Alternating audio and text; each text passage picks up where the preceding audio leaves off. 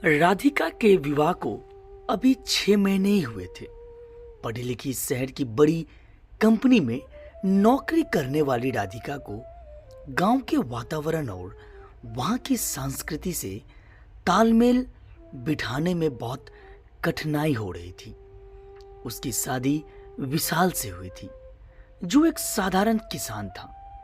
विशाल अपनी सादगी और मेहनत के लिए गांव में जाना जाता था, लेकिन राधिका को यह सब कभी रास नहीं आया। राधिका के लिए गांव का माहौल और विशाल का साधारण जीवन किसी बंधन से कम नहीं था। वह दिन रात अपने माता पिता और दोस्तों से फोन पर शिकायतें करती रहती थी। एक दिन राधिका अपनी माँ दुर्गा देवी से फोन पर कह रही थी, माँ, मैं इस अनपढ़ गवार के साथ और नहीं रह सकती। अब तो तलाक लेकर ही आऊंगी। यह बात गलती से उसकी सास निर्मला देवी ने सुन ली। निर्मला देवी जो एक साधारण और धार्मिक महिला थी, लेकिन अंदर से बेहद मजबूत थी। उन्होंने इस अपमान को चुपचाप सहन नहीं किया। निर्मला देवी ने उसी रात विशाल और राधिका को बुलाया। राधिका, उन्होंने शांत स्वर में कहा, तुम्हारी बातों से मैं यह समझ चुकी हूं कि तुम इस घर को अपनाने के लिए तैयार नहीं हो, लेकिन मैं तुम्हें एक मौका देना चाहती हूं। कैसा मौका? राधिका ने चौंकते हुए पूछा। तुम्हें हमारे जीवन को करीब से समझने के लिए कुछ दिन गांव के लोगों के साथ रहना होगा। तुम हमारे खेतों में काम करोगी, गांव की औरतों के साथ वक्त बिताओगी और हमारी कठिनाइयों को देखोगी। अगर इसके बाद भी तुम्हें यह जीवन मंजूर ना हो तो तुम जा सकती हो। अगले दिन से निर्मला देवी ने राधिका को गांव के कामों में लगा दिया।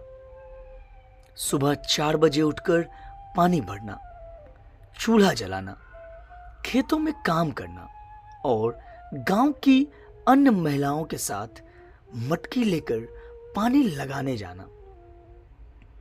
राधिका को यह सब करना पड़ा। पहले दिन ही राधिका थक कर चूर हो गई। उसके हाथों में छाले पड़ गए थे और शहर के आरामदायक जीवन की यादें उसे और परेशान कर रही थी। लेकिन गांव की महिलाओं की हंसी मजाक और उनकी मेहनत ने उसके मन में एक अजीब सी जिज्ञासा पैदा कर दी। गांव की महिलाएं राधिका को बहुत पसंद करने लगी। एक दिन जब वे सब साथ में काम कर रही थी तो एक महिला बोली, राधिका बहू, तुम पढ़ी लिखी हो, तुम्हें हमारी तरह मेहनत करने की जरूरत नहीं है, फिर भी तुम कर रही हो। यह बहुत बड़ी बात है। यह सुनकर राधिका को एहसास हुआ कि शिक्षा और सादगी का आपस में कोई टकराव नहीं है। उसने देखा कि इन औरतों में भले ही पढ़ाई की कमी हो, लेकिन वे अपने जीवन में खुश थी। विशाल ने भी राधिका से शिकायत नहीं की थी। वह हर दिन अपने खेतों में मेहनत करता और रात को घर आकर राधिका के लिए कुछ न कुछ लाने की कोशिश करता। राधिका, तुम अगर खुश नहीं हो तो मुझे बता दो, मैं तुम्हें वापस भेज दूंगा। तुम्हें जबरदस्ती यहां रोकने का कोई मतलब नहीं है, विशाल ने एक दिन उससे कहा। विशाल की इस बात ने राधिका को भीतर से झकझोर कर दिया। उसे एहसास हुआ कि वह विशाल के साथ अन्याय कर रही है। निर्मला देवी ने एक दिन राधिका को अपने पास बुलाया। बेटी, मैंने तुम्हारी बात गलती से सुन ली थी। मुझे बुरा तो लगा, लेकिन मैं चाहती थी कि तुम यह समझो कि हम लोग कितनी मेहनत करते हैं। मैंने खुद भी अपनी शादी के बाद इस गांव में बहुत कुछ सहा है, लेकिन मैंने कभी घमंड नहीं किया। पति पत्नी का रिश्ता समानता और समझदारी से चलता है, ना कि शिक्षा या पैसे से। राधिका की आंखों में आंसू आ गए। उसने पहली बार निर्मला देवी को दिल से समझने की कोशिश की। गांव में बिताए इन दिनों ने राधिका को पूरी तरह बदल दिया। उसे एहसास हुआ कि सादगी में भी सुख होता है। उसने विशाल से माफी मांगी और वादा किया कि वह इस रिश्ते को पूरी ईमानदारी से निभाएगी। माँ, आपने मुझे एक बहुत बड़ी सीख दी है।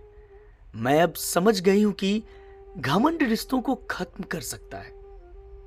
अब मैं अपने ससुराल को दिल से अपनाऊंगी, राधिका ने निर्मला देवी से कहा। इस घटना के बाद राधिका ने गांव की महिलाओं को शिक्षित करने की ठानी। उसने गांव के बच्चों को पढ़ाने की जिम्मेदारी ली और अपने ससुराल का नाम रोशन किया।